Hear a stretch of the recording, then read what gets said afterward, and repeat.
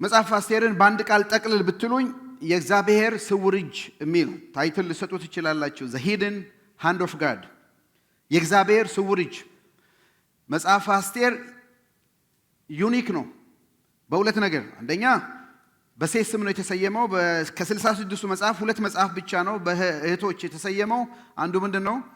መጽሐፈ ሩት ነው። በጣም ጥሩ ነው። ዛሬ ነቃ ብላችኋል። አንደኛው ደግሞ መጽሐፍ አስቴር ነው። በእህቶች ስም የተሰየመ ነው። ሁለተኛ መጽሐፍ አስቴር በጣም የሚገርማችሁ የእግዚአብሔር ስም አንድም ቦታ ያልተጠቀሰበት ስም ነው። ያህዌም በሉት ኤሎሂም በሉት አዶናይም በሉት በአይሁድም ስክሪፕት በእኛም በአማርኛው እግዚአብሔር የሚለው ስም መጽሐፍ አስቴር ላይ የለም። አስገራሚ ነገር ነው። ነገር ግን እግዚአብሔር የሚለው ስም ወይንም የእግዚአብሔር ስም አይኖረው እንጂ የእግዚአብሔር እጅ በእያንዳንዱ ምዕራፍ ላይ እንዳለ እናያለን። እግዚአብሔር አብሰንስ በሚመስልበት ጊዜ፣ ምናልባት እግዚአብሔርም ዲስታንስ በሚመስልበት ጊዜ፣ ሩቅ ነው ባልንበት ጊዜ እዚሁ አጠገባችን ቅርብ ነው። የለም ባልንበት ጊዜ ሀልወቱ በደንብ በግልጽ ታይቷል። ስሙ ባይኖር እጁ አለ በስውር የሚሰራውን። ስለዚህ 10ሩ ምዕራፍ ይሄንን ነው እየዞርን የምናየው እና ይሄን መጽሐፍ ዴዲኬት አደርጋለሁ። ይሄንን አስቴርን ስንጀምር የአስቴርን መልእክት ዴዲኬሽን አለኝ። የዚህ መጽሐፍ መልእክት መታሰቢያነቱ በተለያዩ የሙያ መስኮች ላይ ተሰማርተው ህዝባችንን በታማኝነት ለሚያገለግሉ እና በከፍተኛ የመንግስት ስልጣን ኃላፊነት ላይ ላሉ አገራቸውን በመስዋዕትነት ለሚያስተዳድሩ ለሚመሩ እህቶቻችን እነሱን ነው ማስበው። ይሄን የአስቴር መጽሐፍ ጠቅላላ መልእክቱን ዛሬ የምናየው በሚቀጥሉትም ጊዜያት የምናየውን ሁሉ እህቶቻችን በጌታ ሆኖ የሰማያዊ ብርሃን በርቶላቸው እግዚአብሔር ባስቀመጣቸው ቦታ በመስሪያ ቤት፣ በመንግስት ስልጣን ተዋረድ እንዲሁም በቤተ ክርስቲያኑም ውስጥ ለነሱ በብዙ መስዋዕትነት ለሚያገለግሉ አስቸጋሪ በሆነ ቦታ እንኳን ተቀምጠው ለሚያገለግሉ ለነሱ ዴዲኬት ታደርጋለሁ። እናንተም ደግሞ ሼር አድርጓቸው። 10 ምዕራፍ ነው ያለው። በ5 ትዕይንት ነው ናሬት ማድረግ የምፈልገው፣ በ5 ትዕይንቶች። የመጀመሪያው ምዕራፍ 1 እና 2 ላይ የአስጢን ሽረትና የአስቴር ሹመት። አስጢን ማለት የመጀመሪያው የጠርሲስ ሚስት ናት። ሁለተኛው ትዕይንት 2 ላይ ምዕራፍ 3 እና ምዕራፍ 4 ላይ ሃማ የተባለ ዘረኛ ጠላት አለ። የመርዶክዮስን ደግሞ ጭንቀት እናያለን። ትዕይንት 3 ላይ የአስቴርን መስዋዕትነት፣ አሁን ያነበብነው ክፍል ብጠፋም ልጥፋ በሕይወቷ ላይ ያደረገችው መስዋዕትነትና የንጉሱን ደግሞ ምህረት ለሷ የተደረገለትን ቸርነት እናያለን። ትዕይንት 4 ላይ መርዶክዮስ ሽልማቱን እናያለን። የመርዶክዮስ ብድራትን እናያለን። ከዛ ደግሞ ይሄ በጣም ዘረኛ ሞገደኛ ሸረኛ ምናምን የነበረውን ሃማን የሱን ስቅላት እናያለን። መጨረሻ ትዕይንት 5 ላይ የአስቴርን አማላጅነት፣ ስለ ህዝቧ በንጉሱ ፊት የቀረበችውን ምልጃና መጨረሻ የመርዶክዮስን ሹመት አይተን እንጨርሳለን። በጣም በወፍ በረር ነው የምንሄደው። ትዕይንት 1 እንደው በድራማ መልክ ቢሰራ፣ በነገራችን ላይ በድራማ ሪኮመንድ ሙቪ አደርግላችኋለሁ። በአስቴር ህይወት የተሰራ ጥሩ ሙቪ ነው። ምዕራፍ 1 ላይ ስትከፍቱ እንደ ልብ ወለድ የተጻፈ ጽሑፍ ይመስላል። መጽሐፍ አስቴር በፓርቲ ነው የሚጀምረው። በነገራችን ላይ መጽሐፍ አስቴር ላይ ፓርቲ በፓርቲ ያለ ነው። ግብዣ በግብዣ ሲበላ ሲጠጣ ከ10 ጊዜ በላይ ፓርቲ አለ እና እኔ ያው ሙቪ ቢሰራ አሁን የተሰራው ሙቪ አይዶን ነው ሬት የተደረገውን አላውቅም፣ ግን አራ አይመስለኝም ከንትን አድርገውት። ግን እዚህ መጽሐፍ አስቴር ላይ ብዙ ነገር ነው የምታዩት። ጦርነት አለ፣ በሰው መካከል ማለት ምቀኝነት አለ፣ በትዳር መካከል ትልቅ ምናምን ሙስና በሉት ምናምን አለ። የተለያዩ ነገሮች አሉ በአስቴር መጽሐፍ ላይ እናያለን። መጀመሪያ ከፓርቲ ነው የሚጀምረው። ምዕራፍ 1 ቁጥር 1 እንዲህ ይላል። ከህንድ ጀምሮ እስከ ኢትዮጵያ ድረስ ያሉት 127 አገሮች ይገዛ የነበረው ጠርኬሲስ። ይሄ ነው ትክክለኛው ትርጉሙ። የድሮ ትርጉም የያዛችሁት አርጤክሲስ ነው የሚለው። አይ ቲንክ ትክክለኛ ትርጉም አይደለም፣ ጠርኬሲስ ነው ዋና ስሙ ማለት ነው። አሾሃረስ የተባለው ስም በሌላ በኩል ማለት ነው። በታሪክም ዘመነ መንግስት እንዲሆነ በዚያ ዘመን ንጉሱ ጠርሰክስ፣ እኔም እንዴት እንደምጠራው ንጉሱ ጠ ልበለው መሰለኝ፣ ንጉሱ ጠ የገዛው በሱሳ ግንብ ባለው ንጉሳዊ ዙፋን ሆኖ ነበር። እሱም በነገሰ በስንተኛው ዓመት በሉ? በሶስተኛው ዓመት ለመኳንንት ለሹማምንት ሁሉ ታላቅ ግብዣ አደረገ። በግብዣውም የፋርስ የሜዶን የጦር አዛዦች፣ መሳፍንት፣ የአውራጃ መኳንንት ተገኝተው ነበር። እነሱም የመንግስቱን ሰፊ ሀብት የግርማውን ታላቅነትና ክብር ስንት ቀን ይላል? 180 ቀን ሙሉ አሳያቸው። 6 ወር የፈጀ ፓርቲ አይታችሁ ታውቃላችሁ? 180 ቀን 6 ወር ነው። 6 ወር የፈጀ ፓርቲ ነው። ዓላማው 127 ሀገር ነው የሚገዛው። የእኛም ሀገር ተጠርቷል መሰለኝ። ከህንድ እስከ ኢትዮጵያ ያሉትን ሀገሮች ገዝቷል። 127 ሀገር ይገዛል። ነገስተ ንጉስ ነው። በእነዚህ 6 ወር ጊዜ ምንድነው ምን ያለ ድግስ ነው የሚባለው?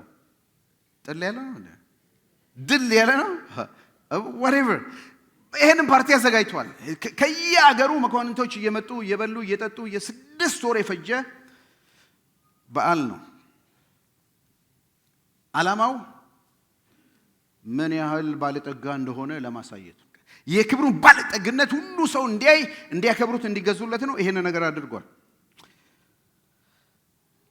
የአስጢንን ሽረት እናያለን። ከዛ 180 ቀን ካለቀ በኋላ 7 ቀን እሱ ማዘጋጀ አልበቃው ብሎ 7 ቀን ምናልባት በሱሳ ለሚኖሩ ሰዎች፣ ሱሳ ከተማ ናት፣ በሷ ለሚኖሩ ሰዎች ታንኪዩ ለማለት ነው ይላሉ አንዳንድ ሰዎች። 7 ቀን አዘጋጀ። ይሄን 7 ቀን ሲያዘጋጅ አስጢንም ንግስት አስጢን ባለቤቱ እሷም 7 ቀን አዘጋጅታ ነበር ለሴቶች፣ እሱ ደግሞ ለወንዶች። ያው አንዳንድ ካልቸር ላይ ስትሄዱ ወንዶች ለብቻ ሴቶች ለብቻ፣ እሷም ለሴቶች አዘጋጅታ ነበር እና 180 ቀን አለቀ። 7ኛው ቀን መጨረሻ ላይ ይሄ ንጉስ ሀብቱን ሁሉ ካሳየ፣ ንብረቱን ሁሉ ካሳየ በኋላ አንድ ያላሳየው ነገር እንዳለ ምንድን ነው እሱ? ሚስቱን። ሚስቴ ሃው ቢዩቲፉል እንደሆነች ሰዎች ሁሉ ሊያዩት ይገባል። ምንድነው ተክሊሏን ነው ወይ አክሊሏን አርጋ ትምጣ ብሎ 7 ጃንደረቦች አሏት ላከ። ቁጥር 9 ንግሥት አስጢን በንጉሥ ጠርሴስ ቤተ መንግሥት እንደዚሁ ለሴቶች ግብዣ አድርጋ ነበር። በ7ኛው ቀን ንጉሡ ጠርሴስ ከወይን ጠጅ የተነሳ ደስ ስለተሰኘ አገልጋዮች የሆኑትን 7ቱን ጃንደረቦች እንዲህ ብሎ አዘዛቸው። ይኸው ንግሥት አስጢን የደስ ያላት ነበረችና ውበቷ ለሕዝብና ለመኳንንት ምን እንዲል ይላል? እንዲታይ፣ ውበቷ እንዲታይ ዘውዷን ጭና ንጉሡ ፊት እንዲያመጧት ነበር። ቁጥር 12 አገልጋዮቹ የንጉሡ ትእዛዝ በነገሯት ጊዜ ግን ንግሥት አስጢን በአንድ ላይ እናንብበው፣ መሄድ አልፈለገችም። እሷ የድሮ ትርጉም እምቢ አለች። ከዚያም ንጉሡ በጣም ተቆጣ፣ ይደግመዋል፣ እጅግም ተናደደ። በጣም ተቆጣ። ትልቅ ሼም ነው። 180 ቀን እንደገና 7 ቀን ክብሩን ብልጽግናውን አሳይተዋል። አሁን ደግሞ አንድ ያለችውን ውድ የሆነችው ሚስቱ ሊያሳይ ሲል አልመጣም አለችው። ዛሬ 15 ቀን እናያለን፣ ትንሽ እናወራለን። ከዚህ ጋርም የተያዘ ስለ ፌሚኒዝም ሙቭመንት አለ። እቺ ሴት ልክ ነበረች ወይ አይደለችም? በልባችሁ ውስጥ አቆዩት። እሺ ማለት ነበረባት ወይ መሄድ ነበር? ይሄን በአእምሯችሁ እየሰራችሁ ጠብቁ። በነገራችን ላይ ለሚቀጥለው 15 ቀን አንብባችሁ ደግሞ መጽሐፍ አስቴርን ጠቅላላ አንብባችሁ ብትመጡ እዚህ ያለው ነገር ይቀላል ብዬ አስባለሁ። እምቢ አለች። ከዛ ንጉሡ አማካሪዎች አሉት። ለንጉሥ አማካሪዎች ምን ይሻላል አላቸው። ምንድነው ማድረግ ያለብን? ንጉሡን የሚበላለሽ ተነሱ። አይ ህግ መውጣት አለበት እንዴ! ንግስቲቱ የጀመረችው ነገር ነገም የኛ ሚስቶች ተነስተው እምቢ ሊሉን ይችላሉ። ስለዚህ ህግ ይውጣና ይመታ። ምድረ ሚስቶች ያበሳጫቸው ባሎች ስለነበሩ ይሄ ነገር ከቀጠለ እኛ ቤትም ስለሚመጣ ብለው ህግ ይውጣሉ። ህግ አወጡ። ከእንግዲህ ወዲህ አስጢን ወደ ንጉሡ እንዳትገባ፣ በሷ ምትክ ሌላ ሰው ተፈልጎ ይሾም አሉ። ንጉሡም እሺ ብሎ ቀለበቱን ሰጠ፣ ታተመ። ደን ከዛ 3 ዓመት አለፈ። በዚህ መካከል የታሪክ በነገራችን ላይ ሂስቶሪካል የፐርሺያን ኢምፓየር እና የግሪክ ኢምፓየር ጦርነት አድርገዋል። እዛም ሄዶ ሳይሳካለት ቀረ። ምዕራፍ 2 ላይ ስትመጡ ከ3 ዓመት በኋላ ቁጣው ሲበርድለት፣ ንዴቱ ሲበርድለት ወደ ቤቱ ሲመጣ ብቻውን ነው። ሚስቱ የለችም። ረሽ አድርጎ የወሰነው ውሳኔ ጸጸተው። ጃል ምን ይሻላል ብሎ እንደገና መማክርቱን ሲጠይቅ አይ እሷንማ ልታመጣት አትችልም፣ በሕግ በፋሬስ ሕግ ተወስኗል። ስለዚህ ሌላ ማግባት አለብህ ተባለ። ቢዩቲ ምንድን ነው የዚህ ሀገር ሚስስ ምናምን ኢትዮጵያ ሚስስ አሜሪካ ሚስስ ምናምን ቢዩቲ ፓጀንት ነው የሚባለው። ማነው የሚረዳኝ? ውድድር እንዲደረግ ተባለ። ከ127 ሀገር ተመርጠው መጡ እና አንድ ኮመንተሪ ሳነብ በዛን ጊዜ 20 ሚሊዮን ሴቶች ነበሩ ይላል ያላገቡ በጊዜው የነበሩት። ከ20 ሚሊዮን እንግዲህ ተመርጦ መጡ። ከእያንዳንዱ ሀገር ሌላ አንድ የተመረጠች ሴት መጣች። አስቴር ትባላለች። በልጅነቷ እናትና አባቷ ሞተዋል። ያሳደጋት ያጎቷ ልጅ ወይንም አጎቷ መርዶክዮስ የሚባል ነው። የዕብራውያን ስሟ ሀደሳ ነው። የፐርሺያን ስሟ አስቴር ነው። አስቴር ማለት ስታር ማለት ነው፣ ኮከብ ማለት ነው። እሷ ከመጡት ሴቶች መካከል ነው። በአንድ ቀን ወደ ንጉሱ አይገቡም። 1 ዓመት ሙሉ ይሞሸራሉ። በእኛ ቋንቋ 1 ዓመት ሙሉ ይታጠባሉ፣ ይሆናሉ። የራሳቸው ሞግዚት አላቸው። አስቴርም አላት። 6 ወር በኦይል በምናምን 6 ወር ደግሞ በሌላ ነገር በጣም አማምረው ከዓመት በኋላ ነው ወደ ንጉሱ የሚገቡት እና የአስቴር ቀን ደረሰ ከዓመት በኋላ። ቁጥር 15 መርዶክዮስም እንደ ልጁ አድርጎ ያሳደጋት ያጎቱ የአቢካኤል ልጅ አስቴር ወደ ንጉሱ የምትሄድበት ወይንም የምትገባበት ተራ በደረሰ ጊዜ የሴቶች ልዩ ጥበቃ ቤት ኃላፊ የሆነው ሄጌ ወይንም ሀጋይ የነገራትን እንጂ ሌላ ምንም አልጠየቀችም። አስቴር በአንድነትና አንብበው በሚያዩት ሁሉ ዘንድ ሞገስ አገኘች። በነገሰ በ7ኛው ዓመት ትዝ ይላችኋል። በ3ኛው ዓመት ነበር አይደል የተባረረችው አስቴር። አሁን በ7ኛ ዓመት ነው። 4 ዓመት ነው የፈጀው። ግን ይሄ አስቴር ስትፈለግ 1 ዓመት ቆይታለች። ታውቃላችሁ። ከ3 ዓመት በኋላ ነው የነቃው። አሁን ከ4 ዓመት በኋላ ይሄ ሰውዬ ሲንግል ከነበረ በኋላ ማለት ነው። በነገሰ በ7ኛው ዓመት ቴቤል በተባለው በ10ኛው ወር አስቴር ወደ ንጉሱ ጠርክሲስ ቤተ መቅደስ ተወሰደች። ቁጥር 17 በዚህ ጊዜ ንጉሱ ከሌሎች ሴቶች ሁሉ ይበልጥ አስቴርን ምን አረጋት? ወደዳት። ከሌሎች ደናግል ሁሉ ይልቅ በእርሱ ዘንድ ሞገስንና መወደድን አገኘች። ስለዚህ የቴጌነት ዘውድ በራሷ ላይ ጫነላት። የመጨረሻውን በአንድነት እናንብበው። በአስጢን ፈንታ ንግሥት አደረገ። የእግዚአብሔር ስውር እጅ። እቺ ልጅ ኦርፋን ናት። በልጅነቷ እናትና አባቷ ሞተዋል። ስለዚህ መርዶክዮስ አሳድጓታል። ቆም ብለን እድገታችን እንድናስብ አሳስባችኋለሁ። የእግዚአብሔርን ስውር እጅ በእኛ ህይወት ውስጥ የተደረገው የዛሬ 20 ዓመት ወደ ኋላ ሂዱ። የዛሬ 40 ዓመት ወደ ኋላ ሂዱ። የልጅነት ዘመናችሁን አስቡ። የሕፃንነት ዘመናችሁን አስቡ። የተወለዳችሁበትን ስፍራ አስቡ። እናትና አባታችሁ በህይወት የኖሩበትን ያሉበትንም ያደጋችሁትን ቦታ የነበራችሁትን ስፍራ አስቡ። እግዚአብሔር ደግሞ አሁን የደረስንበት ደረጃ እንዴት እንዳደረሰን እናስብ።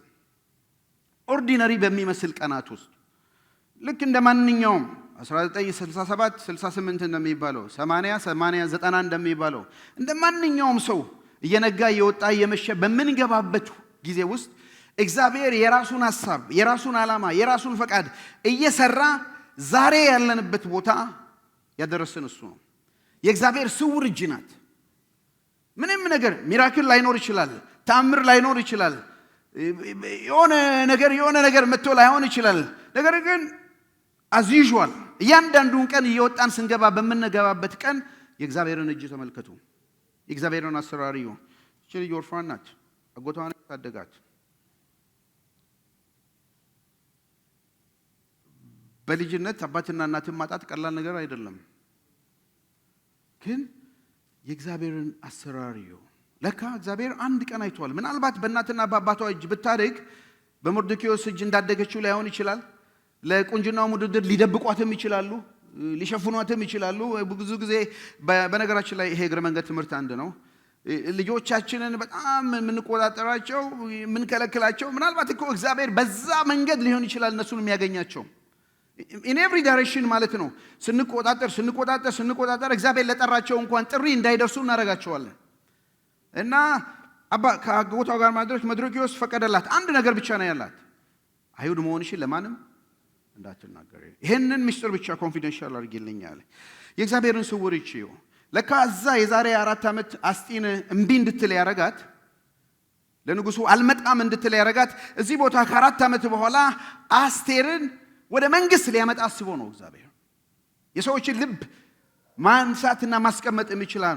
ለምንድን አሁን ደግሞ አስቴርን ዛሬ ያመጣ ስንል ከ3 እና ከ4 ዓመት በኋላ ደግሞ ሃማ የሚባለው ሰው አይሁድን ለመጨረስ እንደሚያስብ ስለሚያውቅ አስቀድሞችን እያዘጋጀ ነው። እንዴት ኦርኬስትሬት እንደሚያደርገው ባለፈው ሳምንት አይተናል። ፐዝል ፒስ ኦፍ ፐዝል እግዚአብሔር እየገጣጠመ የልጁን ኢሜጅ በእኛ ላይ እንደሚሰራ አይተናል አይደለም? ይህንን እንመለከታለን። ስለዚህ የእግዚአብሔር ስውር እጅን እናያለን። ትዕይንት 2 ከመግባታችን በፊት ይሄውና ቅድም ሪኮመንድ አደርጋቸዋለሁ ያልኩት ዋን ናይት ዊዝ ዘ ኪንግ። ይሄን ሙቪ እዩት፣ ከቤተሰብም ጋር ብታዩት ደስ ይለኛል። ዋን ናይት ዊዝ ዘ ኪንግ። ዓመት ሙሉ ትሬን ሆነው ከ20 ሚሊዮን ተመርጠው ዓመት ሙሉ ሆነው አንድ ምሽት ብቻ ነው ንጉሱ ጋር የሚገቡት።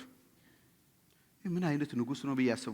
በቶኒ ፈርስት ሴንቸሪ ይህን ሰው እየስገመግመው ምን አይነት ሰው ነው በየጊዜው እያደረ ከነሱ ጋር ካደረ በኋላ በነገራችን ላይ በዚህ በር ይገቡና ከሱ ጋር ያድራሉ፣ ያመሻሉ። አንዳንዶቹ ሙቪ ላይ እንደውም ገና ሳያድሩ ነው በዚህ በር የሚያስወጣቸው።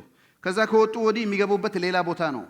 ይሄ ገና የሚገቡ ናቸው፣ ወደ ንጉሱ ገብተው የወጡ ናቸው ወደዛ። አንዴ ከሱ ጋር ከገብተው ከወጡ በቃ ተመልሰው አይመጡም። ሌላም ሰው አያገባቸውም። ቁጭ ብለው ነው በሱ ስም ተጠርተው ያሉት። ምን አይነት ዘመን ነው? በዛ ዘመን እንኳን አልተወለድኩ አላላችሁ? ግን በዚህ ሁሉ በረከሰ ሲስተም ውስጥ በዘቀጠ ገቨርንመንት አሰራር ውስጥ ሴክሹዋል ኢሞራሊቲ በረከሰበት ቦታ ውስጥ እግዚአብሔር ግን የራሱን ስራ ሚስትሪየስሊ በተደበቀ እጁ እየሰራ ወደ ድነትን ያዘጋጅ ነበር። አሜን። አሁን ህይወታችንን ስንመለከት ምድሮቻችንን ስናይ ዝም ያለውን ስናይ እግዚአብሔር ምንም አክቲቭ የሆነ አይመስለንም። ዕንባቆም እንደተናገረ ለምን ዝም ትላለህ? የእግዚአብሔር ዝም ያለበት ጊዜ የሚመስለን እግዚአብሔር በጣም ሩቅ ያለበት በሚመስለን ጊዜ የእግዚአብሔር ስውር እጅ እናስታውስ። ለካ እግዚአብሔር ዝም ባለበት ጊዜ ይናገራል። ሩቅ በመሰለን ጊዜ አጠገባችን ነው ያለው። አሜን። ትዕይንት 2 አዲስ ካራክተሮችን ብቅ ያደርግልናል። ትዕይንት 2 ላይ ምዕራፍ 3 እስከ 4 ከዚህ ነገር በኋላ ንጉሱ ጠርሴስስ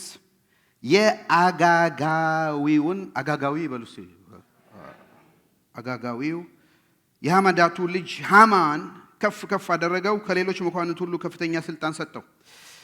ንጉሱ ስለርሱ ይህን እንዲደረግለት አዞ ስለነበረ በንጉሱ በር ያሉ የመንግስት ሹማምንት ሁሉ ለሃማ ተንበርክከው እጅ በመንሳት አክብሮታቸውን ይገልጡለት ነበር። መርዶክዮስ ግን ወድቆ አልሰገደለትም። አንድ ካራክተር ብቅ ያደርጋል። ሃማን የሚባል አጋጋዊ ነው፣ አማሌቃዊ ነው። በሚቀጥለው በደንብ እናያለን። ትዝ ይላችኋል። አማሌቅ ሲባል እስራኤል ከግብጽ ምድር ወጥቶ ወደ ተስፋይቱ ምድር ሲገባ መንገድ ላይ ያስቸገረው ነው። የመጀመሪያውን ንጉስ ራሱ ሳኦልን ሲሾም ትበቀልልኛለህ የአማሌቅን ብሎ ነው የጠራው አይደል? ሳኦል ግን እሱን እንዳውም አዳነው። ሳሙኤል መጥቶ የገደሉት ትዝ ይላችኋል። ይሄ ጠላትነት የቆየ ነው። አሁን ሃማ የሚባል ሰው ተነስቶ አይሁድን ሁሉ ለመግደል ፈለገ፣ ለመፍጨት ፈለገ። መርዶክዮስ አልሰገደለትም። ለአምላክ ብቻ ስገድ ነው የሚለው። ንጉሱ ከፍ አድርጎታል። ሁለተኛ ሰው ሆኗል። ስለዚህ ሲወጣ ሲገባ በቤተ መንግስት ያሉት ሁሉ ይሰግዱለታል። ይሄ አንድ መርዶክዮስ አይሰግድለትም፣ ከምንም አልቆጠረውም። ስለዚህ ከፍተኛ ጥላቻ፣ ዘረኝነት ያልኩት ይሄ ነው። በዘር የናወጠ ሰው ስለሆነ አይሁድን አጥብቆ የሚጠላ ሰው ስለሆነ ከመርዶክዮስ ጋር ነገሩ ይጀምራል። የሃማን ዘረኝነት እናያለን። አስጨናቂ የሆነ ነገር። ስለዚህ ሃማ ዘር ማጥፋት ፈለገ። እኔ አለ ይሄንን መርዶክዮስ ከገደልኩ መርዶክዮስን መግደል ኢምንት ነገር ናት። ይሄ ጉንዳን እንደዚህ እንደምትገድሉት የለም እሱን ገድዬ ምን እጠቀማለሁ? ስለዚህ ማድረግ ያለብኝ ምንድን ነው? አይሁድ የተባሉትን ሁሉ በ127 ሀገር የሚኖሩትን ሁሉ እደመስሳለሁ አለ። ጥላቻ እንዴት ከባድ እንደሆነ፣ በዘር መናወጥ እንዴት ከባድ እንደሆነ ላሳያችሁ እወዳለሁ። ምንም አይደለም። ይልቁን መርዶክዮስ ከማን ወገን በሆኑ በተረዳ ጊዜ መርዶክዮስን መግደል ኢምንት መስሎ ታየው ይላል። ስለዚህ የመርዶክዮስ ወገን የሆኑትን አይሁድ ሁሉ ለማጥፋት ዘዴ ፈለገ። ዘር የማጥፋት ጥረት እናያለን። እንዴት ከባድ ነው! በጣም ከባድ ነው። የምድርን ታሪክ ስንመለከት በየዘመናቱ የራስን ዘር መውደድ ሌላ ነገር ነው። የመጣንበትን አስቴር አይሁድነቷን እንደወደደችው እግዚአብሔር መርጠን አይደለም የተወለድንበት ቦታ ሰሜን፣ ደቡብ፣ ምስራቅ፣ ምዕራብ የተወለደ ነው። እግዚአብሔር ስለሚያስፈልግ ስለሚያውቅ ነው እዛ የተወለደ ነው። የተወለድንበትን ቦታ የተወለድንበትን ማህበረሰብ መውደድ መልካም ነው፣ አግባብም ነው። ነገር ግን የሌላውን ዘር መጥላት ነው ከባዱ ነገር። የሌላውን ዘር ማንቋሸሽ ወይንም መጥላት ለማጥፋት መሞከር ነው። ዘረኝነት ማለት ይሄ ነው። የኔ ዘር ከሌላው ዘር ይበልጣል ማለት ነው። እንደኔ ዘር ማንም የለም፣ ያ ዘር ካለ የኔ ዘር አይኖርም የሚል አስተሳሰብ ነው ዘረኝነት ማለት። ሪሜምበር እዚህ ቦንትረክ ላይ ዘማሪ አገኘው ይደግ እዚህ የመጣ ጊዜ ሲያገለግል የተናገረው ነገር አእምሮ ላይ ቁጭ ብሏል። ስለ ዘረኝነት ሁሌ ሳስብ እሱ ፒክቸር ትዝ ይለኛል። ምናልባት አንዳንዶቻችሁ ትዝ ይላችሁ ይሆናል። እዚህ ሆኖ እያገለገለ ሳለ እንዲህ አለ። በጌታ ማቃቸው ብዙ ወንድሞቼ፣ ብዙ ወገኖቼ፣ ብዙ አብረን ዘመን ያሳለፍናቸው፣ በመከራም በችግርም ዘመን ያሳለፍናቸው አብረ ያሳለፍኳቸው ወገኖቼ ዛሬ ላይ አማራ ሆነው አገኘዋቸው፣ ኦሮሞ ሆነው አገኘዋቸው፣ ትግሬ ሆነው አገኘዋቸው አለ። በጌታ ያገኛቸውን ዘመዶች ልቤ ላይ ስቲክ አድርገዋል። አሳዛኝ ነገር ውስጥ ዘቅጠናል። አንዳንዴ ሲገባ በጣም ነው የዘቀጥነው። በጌታ ያገኘነው ድነት ባሪያ የለም፣ ጨዋ የለም፣ አይሁዳዊ የለም፣ የግሪክ ሰው የለም፣ ሴት የለም፣ ወንድ የለም፣ ሁሉም በክርስቶስ አንድ አካል ናቸው የተባለው ነገር ተረስቶን፣ በጌታ ያገኘነው ወንጌል ሁሉ ተረስቶን ዛሬ የኔን ዘር ወይንም ከኔ ዘር ካልሆነ ያ ሰው ዘር ምን የለበት ከፍተኛ ጥላቻ በሚዲያው በምንሰማው በሁሉ ነገር እየገባብን አሁን አእምሯችን ሁሉ ዞሮብናል። ባልና ሚስት ከተለያየ ብሔር የተገቡ በአንድ ላይ አብረው ይኖሩ የነበሩ አሁን ይሄ ዘር መንፈሱ በነገራችን ላይ ስፒሪት ነው። እዚህም ሰውዬ ላይ ያለው አማን ላይ ያለው ስፒሪት ነው። ጌታ መጣ ብትሉት እዚህ ይላችኋል። ባንተና በሴቲቱና በዘር መካከል ጠላትነትን አበጃለሁ የተባለው ምክንያቱም ዳቢሎስ ሁሉ ጊዜ የሴቲቱን ዘር ማጥፋት ነው አይደለም። አሁን እኮ ይሄ መሳያ የሚወለድበት ሐረግ ነው። በአይሁድ ኢየሱስ ክርስቶስ የሚመጣበት ሐረግ ነው። እሱ ነው ለመግደል የፈለገው። ትዝ ይላችኋል። ፈርዖንም በግብጽ ምድር እያለ ወንድ ወንዱ ይገደል ያለው ትዝ ይላችኋል። ይሄ ከሴቲቱ ዘር የሚወጣውን ኢየሱስ ክርስቶስን ሐረግ ለመበጠስ ነው። እግዚአብሔር ተአምር ሰርቶ ነው ያወጣቸው። አሁንም ደግሞ በተአምር ሰርቶ ነው የሚያድናቸው። የእግዚአብሔር ስውር እጅ። ዘረኝነት ክፉ ነው። ባልና ሚስት አንድ ላይ የሚኖሩ ሰዎች ዛሬ ፖለቲካው ዘረኝነቱ አላቆናል። የአስቴር መጽሐፍ ከምን ጊዜውም በላይ ፕራክቲካል ሆኖ አግኝቼዋለሁ በእኛ ዘመን ማለት ነው። እና ዘር የማጥፋት ጥረት አደረገ። የሃማ ሰይጣኔ ብየዋለሁ። ስለዚህ ሁለተኛ ሰው ነው መግደል ይችላል። ፉር ማለት እጣ ማለት ነው።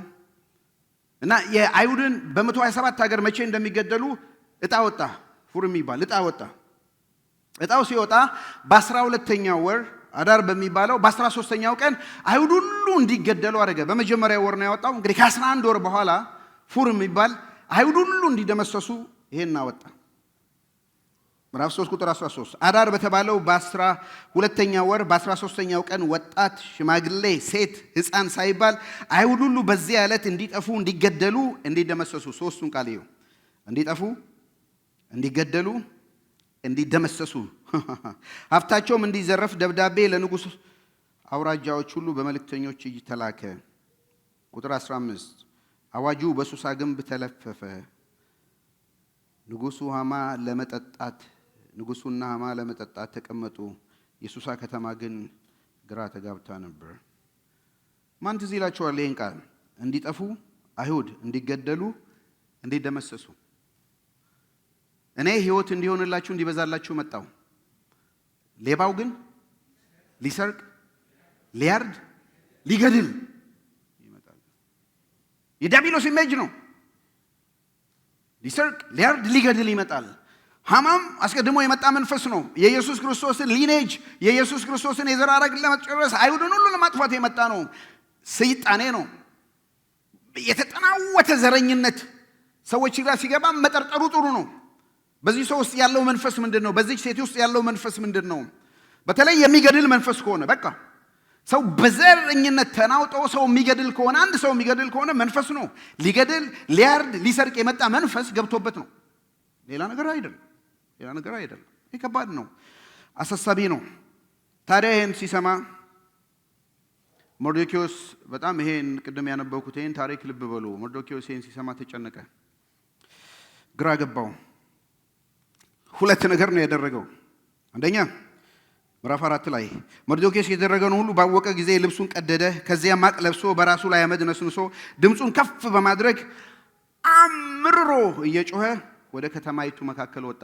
ቤተ መንግስት ጋር ብቻ አልደረሰም፣ ማቅ ለብሶ መግባት ስለማይችል አለቀሰ።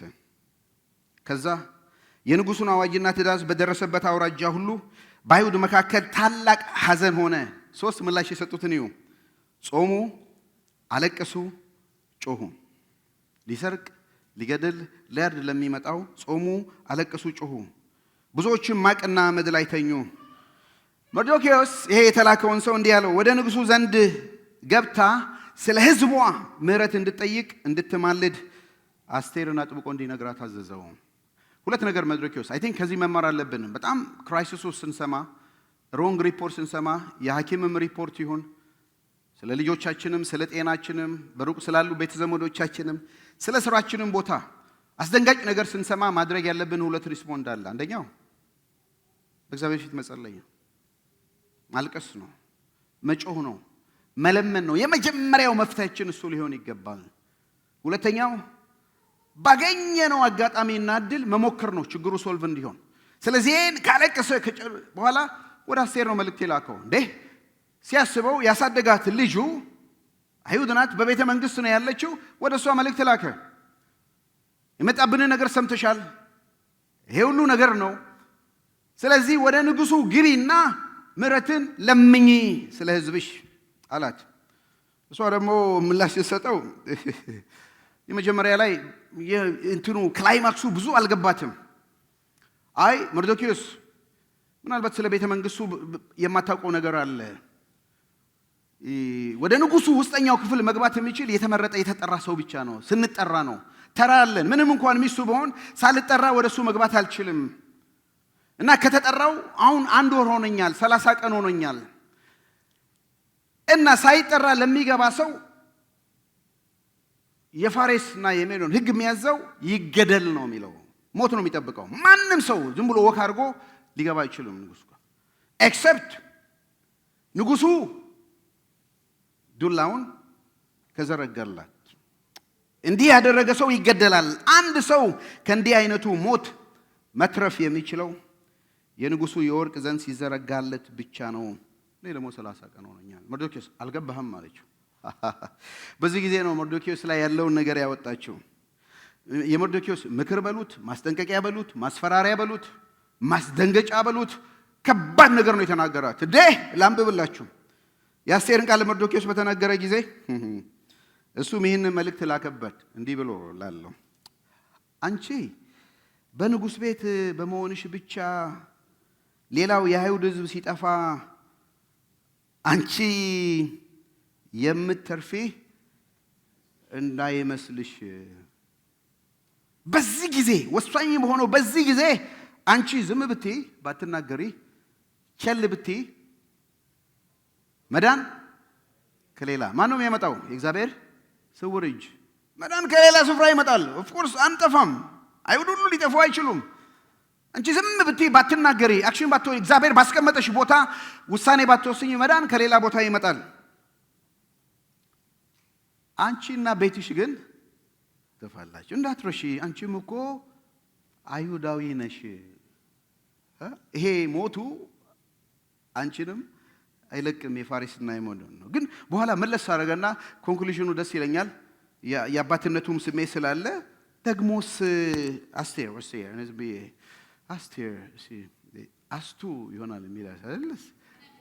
አስቱ ወይ ልጅነትም ሐደሳ ሊሆን ይችላል። ያይሱ ሐደሳ ሲያስቢ አንቺ ንጉሥ ለመሆን የበቃሽው ለዚህ ጊዜ እንደሆነ ማን ያውቃል? ለዚህ ጊዜ እንደሆነ ማን ያውቃል? በጣም ቻሌንጂንግ ነው አይደል? ቆም ልበል። ቅድምም ዴዲኬት ይሄን ሰርመን እንዳደረኩ ወገኖች ሆይ እህቶቼ፣ በተለይ የተቀመጣችሁበትን ቦታ አስቡ። አሁን እግዚአብሔር በሰጣችሁ በመስሪያ ቤትም፣ በሚስትነት፣ በእናትነት እግዚአብሔር በሰጣችሁ ፖዚሽን፣ በቤተ ክርስቲያን ውስጥ፣ በሀገር፣ በናሽናል ደረጃ፣ በሎካል ደረጃ እግዚአብሔር የሰጣችሁ ቦታ አስቡ። እግዚአብሔር ወደዚህ ቦታ ለምን አመጣችሁ? ይሄን ፖዚሽን ለምን ሰጣችሁ? እግዚአብሔር ቀን አለው። አንድ ቀን በእናንተ እዛ ቦታ መቀመጥ ለብዙ ሰዎች ድነት ምክንያት እንድትሆኑ ነው። ይሄ እውነቱ ነው። እግዚአብሔር የራሱን ሰው በራሱ ቦታ ለራሱ ዓላማ ያስቀምጣል። እግዚአብሔር የራሱን ሴቶች እሱ ለሰራው ዘላለማዊ ዓላማ በራሱ ጊዜ በራሱ ቦታ የት መቼ እግዚአብሔር ማንን ማስቀመጥ እንዳለበት ያውቃል። እንዲህ እንደሆነ ቀን ማን ያውቃል ሲላት ልቧ ነው የተነካው። ከዛ ወደ ውሳኔ መጣች። እንዲህ አለች፣ እንዲህ ብላ መለሰችለት፣ ሂዱና በሱሳ ያሉትን አይሁድ ሁሉ በአንድነት ሰብስብ፣ ስለኔ ጹሙልኝ፣ ቀንም ይሁን ሌሊት 3 ቀን አትብሉ አትጠጡ፣ እኔና ደንገጥሮቼም እናንተ እንደምታደርጉት ሁሉ እንጾማለን። ይህ ከተፈጸመ በኋላ ግን ደስ ይላል አዲሱም ትርጉም፣ ነገሩ ምንም እንኳ ከሕግ ውጪ ቢሆን ነገሩ ምንም እንኳ ከሕግ ውጪ ቢሆን ወደ ንጉሡ ዘንድ እሄዳለሁ፣ ከጠፋውም ጠፋለሁ። አሁን ገባት፣ ተረዳችሁ? በቃ አሁንም የሷም ሶሉሽን እዩ። ጸልዩልኝ አለ። ጾሙ አለች። ጾሙ አልተጻፈም ማለት ጸልዩ የሚለው አልተጻፈም። ኦፍ ኮርስ ስትጾሙ ትጸልያላችሁ። 3 ቀን ደግሞ ውሃም እህልም ነው፣ አትብሉ አትጠጡ። ከ3ኛው ቀን በኋላ እገባለሁ፣ ነገሩ ምንም እንኳ ከሕግ ውጪ ቢሆን እገባለሁ። የምታውቀው ሕግ ነው።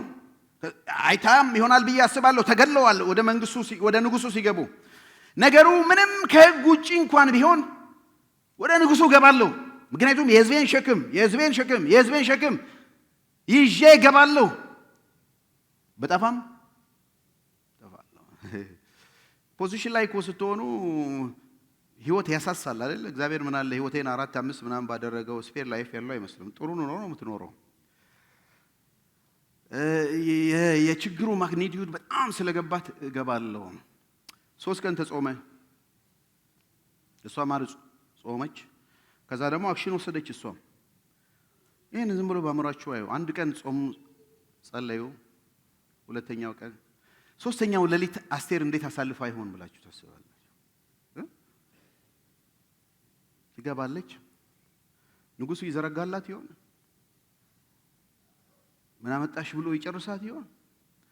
ብጠፋም የመጥፋት እድሏ አለ። 50% ነው አይደል?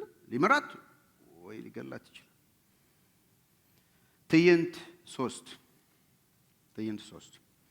ያ ቀን እንደዛ አደረ። ምዕራፍ 5 ቁጥር 1 ትዕይንት 3 በ3ኛው ቀን አስቴር የክብር ልብሷን ለብሳ በንጉሡ አዳራሽ ፊት ለፊት ባለው በቤተ መንግሥት በውስጠኛው አደባባይ ገብታ ቆመች። ንጉሡም በአዳራሹ ውስጥ በመግቢያው ትይዩ በዙፋኑ ላይ ተቀምጦ ነበር። የልብ ምቷን ማሰብ ትችላላችሁ። ገባች፣ ቆመች። አንድ ቃል ነው የምትጠብቀው። ሸፍኗት እንዲያወጣት ወይ ደግሞ ንጉሡ ቁጥር 2 ንግሥት አስቴር በአደባባዩ ላይ ቆማ ሲያያት ተበሳጨ። ምን አለው? ደስ አለው። በእጁ ያዘዘውንም የወርቅ ዘንግ ዘረጋላት። አስቴርም ቀረብ ብላ የዘንጉን ጫፍ ይሄ ፒክቸር ደስ ብሎኛል። በአንድ እጇ ልቧን ይዛለች። እውነት ነው። ይሄ የልቧን ምት ማለት ዘረጋላት። ዋው! የእግዚአብሔር ስውር እጅ፣ የእግዚአብሔር የተደበቀ እጅ። ምንም ነገር በማለት ትንቢት አልመጣላትም፣ መልእክት አልመጣላትም። እኔ ነኝ ያስቀመጥኩሽ ይላል። ግቢ ድል እሰጥሻለሁ አልተባለችም። የተነገራት ነገር እንደውም ማስፈራሪያ ነው የተሰጣት። አንቺ ባገቢ ትጠፊያለሽ ነው የተባለችው። እውነት እንዴት ቻሌንጅ እንደሚያደርግ ታውቃላችሁ? ገባች። ንጉሡ ዘረጋላት። የእግዚአብሔር ስውር እጅ ደስ አለው። የንጉሡ ምሕረት ይኸው እንደውም ይሄ ብቻ አልበቃውም። ከዚያን ጊዜ ንጉሡ ንግሥት አስቴርን እርግጠኛ ነኝ አስቱ ነው የሚላት የኛ ሰው አይነት ከሆነ አስቱ ምን ሆንሽ? ምን አመጣሽ? እንዴት መጣሽ? ለምን መጣሽ? ምንድነው አላት። የምትፈልጊው ነገር ሁሉ ሰጥሻለሁ። እንዴ የመንግስቴ እንኳን እኩሌታ ቢሆን ሰጥሻለሁ። ምን ነው? በሰላም ነው? ምን ሆንሽ አላት። አይ ምንም አይደለም፣ ብቻ ማታ ግብዣ አዘጋጅቻለሁ። አንተና ሃማ እንድትመጡ ፈልጋለሁ። ዲል ወጣች። ሃማን አጣደፉትና እራቱ መጣ፣ ተጀመረ፣ በላ። በጣም ደስ አለው። አስቱ እንኳን ወዳኛለች። ንጉሡ ሲጠራ እኔም ብቻ ነው የጠራችው አለ። አይ ሞኜ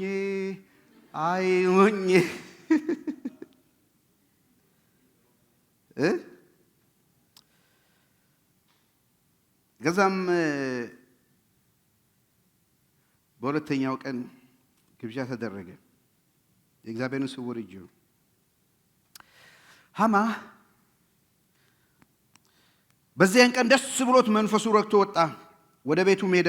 ከበላ ከጠጣ በኋላ ነው ወዳጆቹና ሚስቱ ዞሳራ አስጠርቶ በአንድነት ከሰበሰባቸው በኋላ ንግሥት አስቴር ባዘጋጀችው ግብዣ ላይ ከንጉሡ ጋር እንዲገኝ የጋበዘችው ሰው አንድ እኔ ብቻ ነኝ። ነገም ከንጉሡ ጋር ሌላ ግብዣ ጋብዛኛለች። ነገር ግን ይህ አይሁዳዊ መርዶክዮስ በንጉሥ በር ላይ ተቀምጦ ካየሁት ይህ ሁሉ ምንም ደስ አያሰኘኝም አለ። ከዛ ከራቱ በኋላ ከፓርቲ ሲወጣ ሰው ሁሉ ሲሰግድለት መርዶክዮስ ቁጭ ብሎ እንደዚህ ብሎ ያዋል። እና አሁን አስቴር የጋበዘችው ከንጉሡ ጋር ያለው ያ ሁሉ ደስታ ሁሉ ተወሰደበት። እና ወደ ቤቱ ሲገባ ሚስቱን፣ ልጆቹን፣ ቤተሰቦቹ ሰበሰበና ምን ነው ሃኒ ምን ሆነሃል ስትለው ፊት ጥሩ አይደለም እንዴ? ከፓርቲ አይደለም የምትመጣው? ፓርቲውማ ጥሩ ነበር፣ አስቴር ከኔ በቀር የጠራችሁ የለም። ግን ያ ሰውዬ ጥላቻ ምን ያህል እንደሆነ ታውቃላችሁ። ከዛ ሚስቱ ዘሳራና ወዳጆቹ ሙሉ እንዴ ዋስ ቢግ ዲል ምን አሰቃየ? ቁመቱ 50 ክንድ የሆነ መስቀያ አስተክልና መርዶክዮስ እንዲሰቀል በጠዋት ገና በማለዳ ለንጉሡ ንገረው። ኦፍ ኮርስ አልቲሜት እንትን ንጉሡ ነው የሚፈርመው። ከዚያ ደስ ብሎ ከንጉሡ ጋር ማታ ወደ ግብዣው ትሄዳለህ። ይህ ሐሳብ ሃማን እጅግ ደስ አሰኘውና መስቀያውን ምን አደረገ? ተከለ። ሴት የላከው ሞት አይፈራም ነው። ለምን አንተ የምትጨነቀው? የሁለተኛ ሰው አይደለም ከንጉሥ? ይሄ አንድ ወይ ዘበኛ ወይ አንድ ሴኩሪቲ ጋርድ ምናምን ያለ አንድ አይሁዳዊ ያሰቃይሃል እንዴ? በቃ ትከል፣ ረጅም ነገር ትከል። ጠዋት ቀድመህ ግባና ለንጉሡ ንገረው፣ እሱ ይፈርማል፣ አንተ ትጨርሰዋለህ። አሰቡ ደስ አለው። እቺን ሌሊት ነው ማሳስባቸው። ኦኬ አስቴር ምን ቀጥራለች? ነገ ማታ ራት ቀጥራለች። ምን ልትሆን ምን ልታወጣ? የሃማን ጉዳይ ልታወጣ ማለት ነው። ሃማ ጠዋት መስቀያ ሰቅሎ ማንን ሊሰቅል? መርዶክዮስን። እቺ ሌሊት እና ለሃማ ማነጋ ያለ ሌሊት ነው። አስቴርም ይሄ ሁሉ በዘመኗ ላይ የነበረው ነገር አልነጋ ያላት ሌሊት ነው። ትጠብቀዋለች፣ እንዴት አድርጋ እንደምትናገር ያ ሰው ሃማ እንደሆነ እንዴት እንደምታስባለች። ሃማም ደግሞ ነገ ንጉሡ ጋር ገብቶ ፈቃድ ተቀብሎ እንዴት እንደሚገድሉ ያስባል።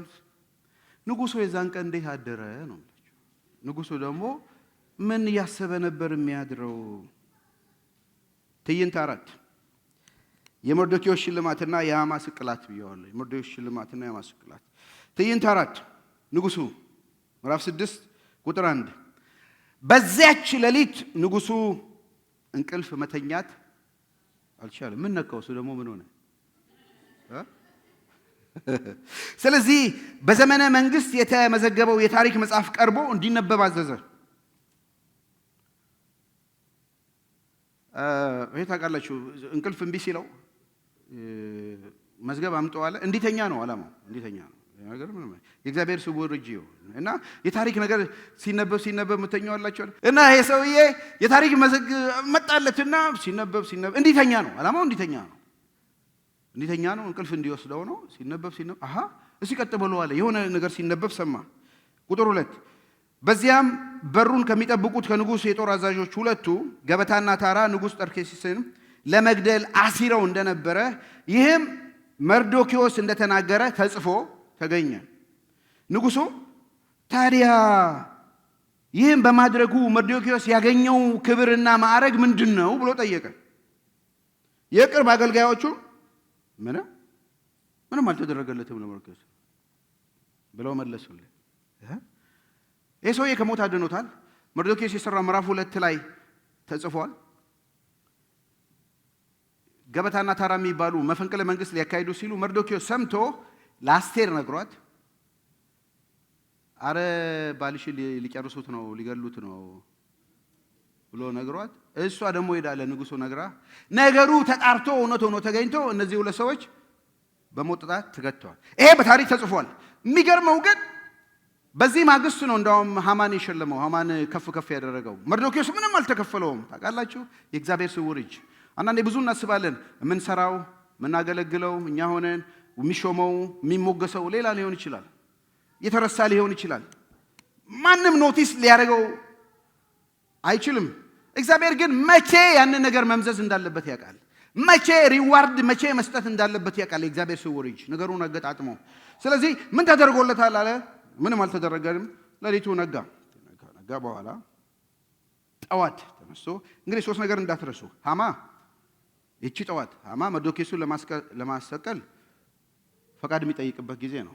ያቺ ቀን ደግሞ ማታ አስቴር ግብዣ ያዘጋጀችበት ነው። ንጉሡ ከእንቅልፉ ከነቃ በኋላ እንዲህ ሆነ።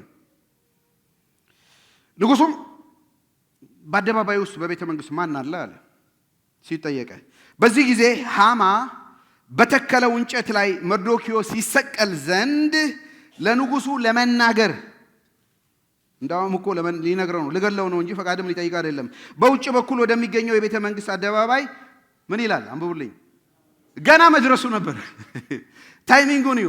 ልክ ገና መምጣቱ ነው መርዶክዮስ እንዲገጠል እና ማን ነው ያለው? ገና ሃማ ሲገባ ዌልካም አይደለም መድረሱ ነው። እና የቅርብ አገልጋዮቹ እነሆ ሃማ በአደባባዩ ቆሟል፣ ንጉሡ ግባ እስኪለው ድረስ አሉት። ንጉሡም ግባ በሉታል አዘዘ።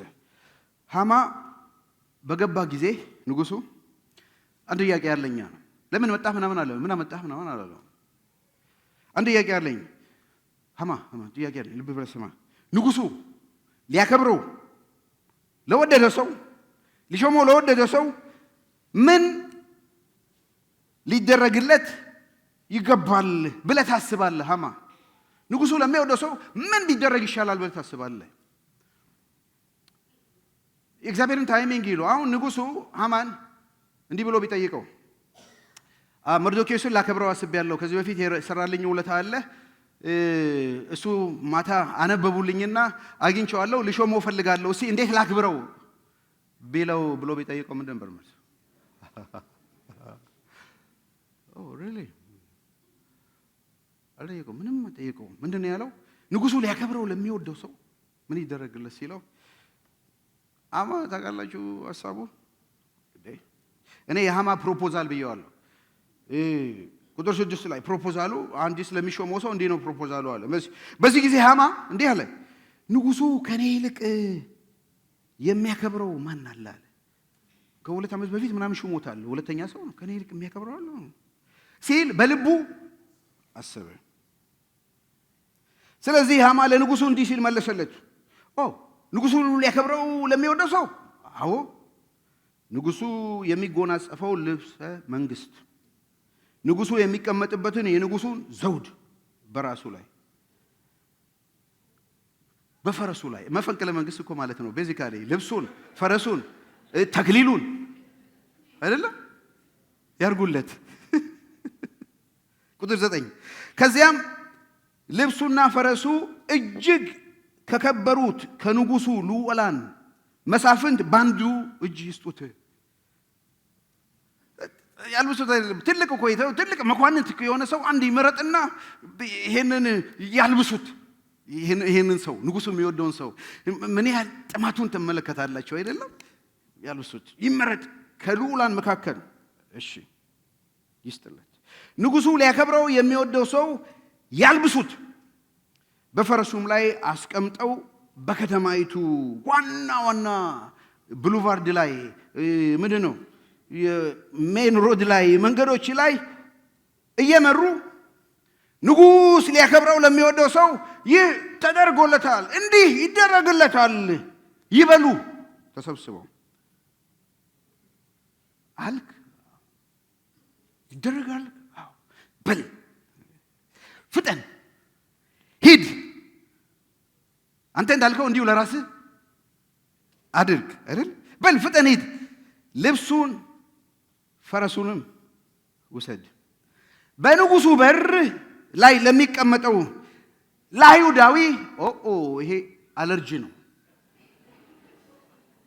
ለአይሁዳዊው አንተ ለጠላው እሱ መግደል የምንትነው ዘሩን ሁሉ ልታጠፋው ላሰብከው ለአይሁዳዊው ለማ ለመርዶክዮስ ልክ እንዳልከው አቤት ድምፅ አይጻፍም እንጂ ልክ እንዳልከው ከተናገርከው አንዳች ነገር እንዳይጎደል ሲላዝ ሂድ አሁን ፈረሱም ይኸው ንጉሱም ካህኑም ይኸው ልብሱም ይኸው ትፈልገው ሂድና እዛ ላረግ። ዋው የእግዚአብሔር በቀል ክብር ለእግዚአብሔር ይሁን። የእግዚአብሔር ስውር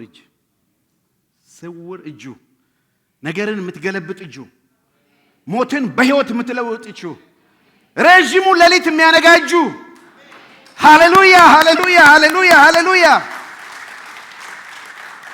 ሞት የተፈረደበትን ህይወት ጨለማውን የሚያነጋ ብርሃን የሚያመጣ የእግዚአብሔር ስውር እጅ በለውሳስ የሚሰራው ሰው እንደ ኖርማሉ እንቅልፍ እምቢ ሲለው መጽሐፍ እንዲያነብ ፓርቲ እንደሚገነባ እንደሚጋበዝ ኖርማል ላይፍ ማክሰኞ ሮብ ሐሙስ እንደምንኖረው በዛ ውስጥ የእግዚአብሔር እጅ ታይሚንጉ ምናልባት አስቴር የመጀመሪያው ዲነር ላይ ለንጉሱ ነግራ ቢሆን ምንም አይፈጠርም ነበር። ይሄ ሁሉ ነገር የለም። አስቴር ለምን ቆየች እንዴ? ለምን ዘገየች? ታውቃላችሁ? መፈለግንም ማድረግንም በልባችን የሚያስቀምጥ እሱ ነው። ከዛ አስገራሚው ነገር ይሁ 6:11 ላይ የሚገርም ነው። ስለዚህ ሃማ ልብሱን ፈረሱን ወስዶ መርዶክዮስን አንብቡልኝ ባካችሁ አለበሰው። በዋና መንገዶችም ላይ እየመራው እሱ እኮ ነው እየመራው ንጉሥ ሊያከብረው ለሚወደው ሰው ይህ ተደርጎለታል እያለ በፊቱ ያውጅ ነበር። አሜን አሜን አሜን አሜን። የሆነ የምዕራብ ዓለም እኮ ታሪክ ምናምን ነው የሚመስለው አይደል? ከፊት ለፊት ወጣ። እግዚአብሔር በቀልን ያቀበታል። ይሄን በኋላ እኮ ይሞታል። ዝም ብሎ ለምን ይሞት ይሄ ሰውዬ? ይሄን ነገር ሳይ እግዚአብሔር ከኛ ጋር ባይሆን እስራኤል እንዲህ ይበል፣ ጠላቶች በተነሱብን ጊዜ ሕያዋን ሳሉን በዋጡን ነበር። ለጥርሳቸው ንክሻ ያላደረገን እግዚአብሔር ይባረክ፣ እግዚአብሔር ይመስገን። ሃሌሉያ አሜን አሜን አሜን አሜን። ጠላት በየጊዜው ሊገለን ሊያርደን ይሞክራል። እግዚአብሔር ግን በዚህ ሁሉ ሸፍኖን ሃሌሉያ ከድል ወደ ድል ከህይወት ወደ ህይወት አያሸጋግረናል። አሜን አሜን አሜን አሜን። ይሄን አድርጎ ወደ ቤቱ ገባ። እንዴት ነበር? how was your day አለችው ሚስቱ። was really bad day። ጨረስከው?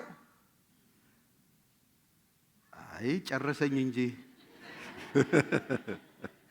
በኋላ እንዲህ ሆነ ሲላት ሌላ መገለጥ አመጡ። ይሄ ሰውዬ የምትወዳደረው ሰውዬ እኮ አይሁዳዊ ከሆነ አታሸንፈውም፣ እንዳውም ትወድቃለህ አሉት።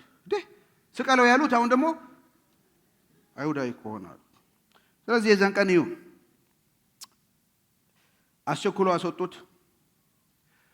ይሄን እያወራ ሳለ ራስ ደረሰ። ትፈልጋለህ? ንጉሥቱ ጠርታሃለች ለራስ ሲሉት ለበሰና ወጣ። ምዕራፍ 7 ቁጥር 1 ስለዚህ ንጉሡ ሃማ ከንግሥቱ አስቴር ጋር ለመጋበዝ ሄደ። ሁለተኛው ቀን የወይን ጠጅ እየጠጡ ሳለ ንጉሡ እንደገና አስቱ የምትለምኚኝ ምንድነው? ይሰጥሻል። ለምትጠይቂው ምንድነው አላት። እስከ መንግስቴ እንኳን እኩሌታ ቢሆን ይደረግልሻል አላት። ከዚያም ንግሥት አስቴር እንዲህ ስትል መለሰች፣ ንጉሥ ሆይ በፊትህ ሞገስ አግኝቼና ግርማዊነትህ ደስ የሚያሰኝ ከሆነ ሕይወቴን ታደጋት። ልመና ይሄ ነው። ሕዝቤን አትርፍ። ጥያቄ ይሄ ነው። እኔና ሕዝቤ ልብ በሉ ሶስቱን ለጥፋት፣ ለእርድ፣ ለመደምሰስ ተሽጠናል። ሕዝቤን አድን። አይደንቲቲዋን ገለጠች። ሕዝቤን አድን፣ እኔንም አድን። የሞት አዋጅ ታውጆብኛል። ሕዝቤንም ታደግ። ጥያቄና ልመና ይሄ ነው። ልንጠፋ፣ ልንታረድ፣ ልንገደል ተሽጠናል። ማን ነው ይሄን ያደረገው? ንጉሡ ጠርኪስ ንጉሥ አስቴር እንዲህ አላት፣ ለመሆኑ እርሱ ማን ነው? እንዲህ ያለውን ነገር ለማድረግ እስከዚህ የደፈረ ሰው የት አለ ሲል ጠየቀ። አስቴርም ወደ ሃማን አመልክታ ያ ባላጋራና ጠላት ይክፉ ሃማን ነው አለች። ያው አጠገቤ ያለው። ከዛም ሃማ በንጉሡና በአስቴር ፊት ደነገጠ። ንጉሡ የቴምፐር ኢሹ አለው። ትዝ ይላችኋል። ጨክኖ ምናምን ሚስቴር ምናምን አጥቶልኝ አለ። አሁን በጣም ስለተናደደ የሚያደርገው ስለጠፋ ወደ አትክልት ቦታ ሄደ። ትንሽ ጊዜ ለመውሰድ የሚያደርገውን ወደ አትክልት ቦታ ሲሄድ ሃማ መጣና እሷ ቁጭ ባለችበት ምናምን ራኪን ቼር አዲሱ ትርጉም ዱካ ወንበር ምናምን ይላል። እሷ ቁጭ ብላ ነበር። ሄደና ህይወቱን ለማትረፍ ንግሥት ሆይ አትርፊኝ ሲላት እሷ ደግሞ ሄድ ስትለው ንጉሡ ከአየር ተቀብሎ ሲመጣ አየ እዴ በገዛ ቤቴ በገዛ ከሚስቴ ጋር ሊዳራ ይፈልጋል። ልጮህ ማን አለ ቤት ውስጥ ያለ ሲል ከዚያም ንጉሡን በቅርብ ከሚያገለግሉ ጃንደረቦች አንዱ የሆነው ሐርቦና ለንጉሡ እነሆ ቁመቱ 50 ክንድ የሆነ ግንድ 50 ክንድ የሆነ ግንድ በሃማ ቤት አጠገብ ተተክሏል። ይህን ያዘጋጀው ንጉሡን ለማዳን በጎ ነገር ለተናገረው ለመርዶክዮስ ነው አለ። ንጉሡም በዚያ ላይ ስቀሉታል። ስለዚህ ቁጥር 10 ለመርዶክዮስ ባዘጋጀው ግንድ ላይ ሃማን ሰቀሉት። ከዚያም የንጉሡ ቁጣ በረደ። የእግዚአብሔር ስውር እጅ መርዶክዮስ ሊሰቀልበት በነበረው መስቀያ ሃማ ራሱ ተሰቀለ። ሚራክል ይሄ አይደለም? ወንደር ይሄ አይደለም? እግዚአብሔር በስውር እጅ የሚሰራውን ወገኖች ሆይ ስንት ጊዜ ሰይጣን በጭካኔ ሊገለን የሚያመጣውን እግዚአብሔር ደግሞ በደግነቱ በሕይወት እየለወጠ ነው ያኖረን። ተሰቀለ። ትዕይንት 5 የመጨረሻው ሃማ ሞቷል፣ ግን የወሰነው ሕግ አልተሻረም። ይገደል። የፋሬስና የመዶን ሕግ ነው። በ12ኛው ወር በ13ኛው ቀን አይሁድ ሁሉ እንዲጠፉ ታዟል። ይሄ አይሁድ መገልበጥ ነበረበት። ይሄ ሕግ መገልበጥ ነበረበት። ስለዚህ አስቴርም ንጉሡን ተናገረች፣ ለመነችው። ያ አዋጅ ይሻር ስትለው አይ አዋጅ አይሻርም፣ ግን ሌላ አዲስ አዋጅ ይወጣና አዋጅን በአዋጅ ይሻራል አላት። ማህተሙ ለመርዶክዮስ ለሷ ሰጠ። ጻፉ። ምንድነው የጻፉት? አይሁድ ሊገደሉ በነበረው በ12ኛው በ12ኛው ወር በ13ኛ ቀን አይሁድ ደግሞ ራሳቸውን እንዲጠብቁ እንዲከላከሉ ሊገላቸው የመጣውን እንዲገድሉ ሌላ ሕግ ተሰጣቸው። ሕጉ ተገለበጠ፣ ተጻፈ፣ ታወጀ። ምዕራፍ 9 ቁጥር 1 ነው። አዳር በተባለው በ12ኛው ወር በ13ኛው ቀን በንጉሡ ትእዛዝ በሃማ ክፋት የወጣውን አዋጅ የሚፈጽሙበት ዕለት ነበር። በዚህ ዕለት የአይሁድ ጠላቶች የበላይነት እንደሚያገኙ ተማምነው ነበር። ሁኔታው ግን ተለወጠ። የድሮ ትርጉም ነገሩ ግን ተገለበጠ። አይሁድ በሚጠሏቸው ላይ የበላይነት አገኙ። ስለዚህ የአይሁድ ጠላቶቻቸው ሁሉ በሰይፍ እየመቱ ገደሏቸው፣ አጠፏቸው። በሚጠሏቸውም ላይ ደስ ያላቸውን አደረጉ። ቁጥር 17 ምዕራፍ 9 ይህ የሆነው አዳር በተባለው ወር በ13ኛው ቀን ነበር። በ14ኛውም ቀን አረፉ። ዕለቱም የተድላና የደስታ ቀን አድርገዋል። ክብር ለእግዚአብሔር ይሁን። ሊሞቱ በነበሩበት ቀን የደስታ ሱሳ አለቀሰች የተባለው የሱሳ ከተማ ደስ አለች፣ ደስ አላት። እግዚአብሔር ነገርን ገለበጠ። ክብር ለእግዚአብሔር ይሁን። እግዚአብሔር ነገርን ገለበጠ በአስቴርና በመርዶክዮስ አማካኝነት። ከዚህ በኋላ አንድ በዓል ተከበረ። እስከ ዛሬ ድረስ በአይሁድ ይከበራል።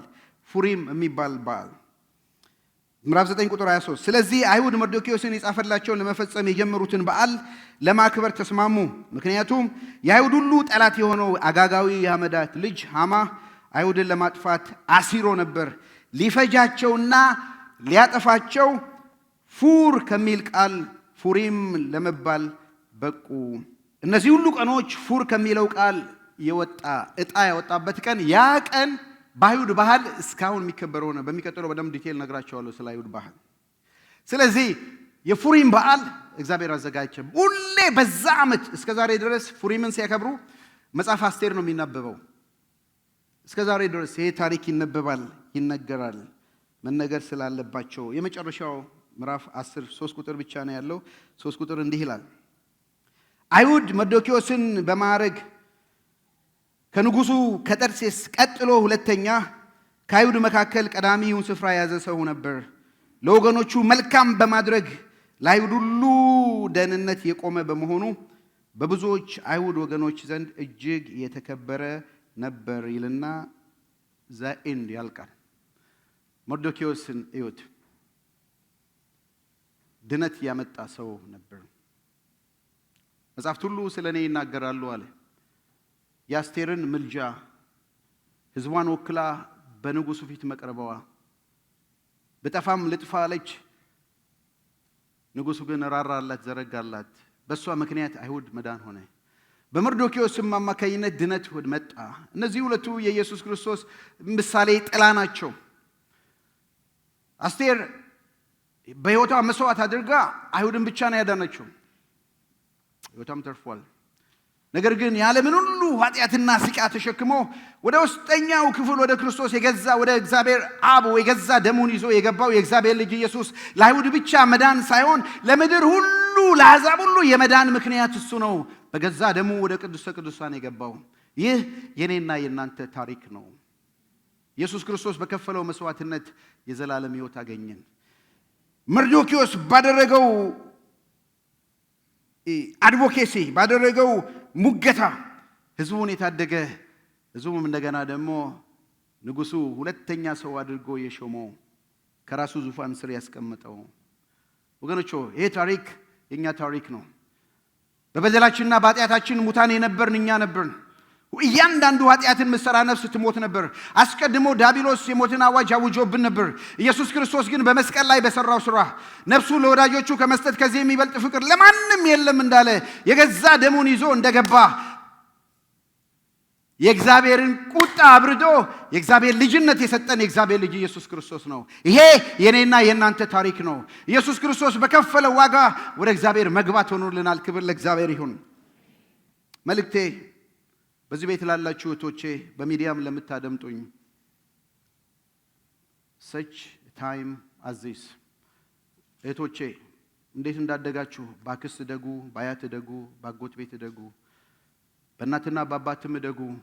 እግዚአብሔር እድገታችሁን ያውቃል። ወደዚህ እንዴት መጣችሁ? ኤሌመንተሪ ስኩል፣ ሚድል ስኩል፣ ሃይ ስኩል እንዴት አለፋችሁ? እግዚአብሔር እንዴት መራችሁ? የሰጣችሁን ትዳር፣ ያገባችሁትን ልጆች፣ ያገባችሁትን ባል፣ የወለዳችሁትን ልጆች አስቡ። ጾታችሁን አስቡ። ሴት አድርጎ ሲሰራችሁ አልተሳሳተም። ከዛ እናትና አባት ስትወለዱ አልተሳሳተም። ከሰሜን ከደቡብ ከምዕራብ ከምስራቅ ስትወለዱ አልተሳሳተም። እግዚአብሔር ስውር እጁ እየመረቻችሁ ነው። ስውር እጁ አንድ ቀን ትመጣለች። ደግሞ አንድ ቀን እንዲህ ላለ ቀን እንዳለ በታሪክ መካከል በዚህ ቤተክርስቲያንም በናሽናል ደረጃ አንዳንዶቻችሁን በናሽናል ደረጃ በኢንተርናሽናልም ደረጃ አንዳንዶቻችሁን በሎካል ደረጃ እግዚአብሔር such a time like this እግዚአብሔር የሁሉ ያሳለፋችሁትን በልጅነታችሁም የገጠማችሁ ክራይሲስም ይሁን አይደንቲቲ ኢሹም ይሁን ሁሉ ነገር ገጣጥመው አንድ ቀን ለሕዝብ ሁሉ የሚሆን ድነት ምክንያት ያደርጋችኋል። ለኔሽን መባረክ ምክንያት ያደርጋችኋል። ለብዙ ሰዎች ከዘላለም ሞት መዳን ምክንያት ያደርጋችኋል። ባላችሁበት ቦታ ግን አስቴር የተናገረችው ለእናንተ ልስጣችሁ። ነገሩ ምንም ያለ ሕግ ቢሆን እገባለሁ፣ በጠፋም እጠፋለሁ። መስዋዕትነት ያስፈልጋል ወገኖች፣ መስዋዕትነት ያስፈልጋል። በመስዋዕትነት ስንሆን የእግዚአብሔር ስውር እጅ በመጽሐፍ አስቴር የእግዚአብሔር ስውር እጅ ትሾማለች፣ ትሽራለች።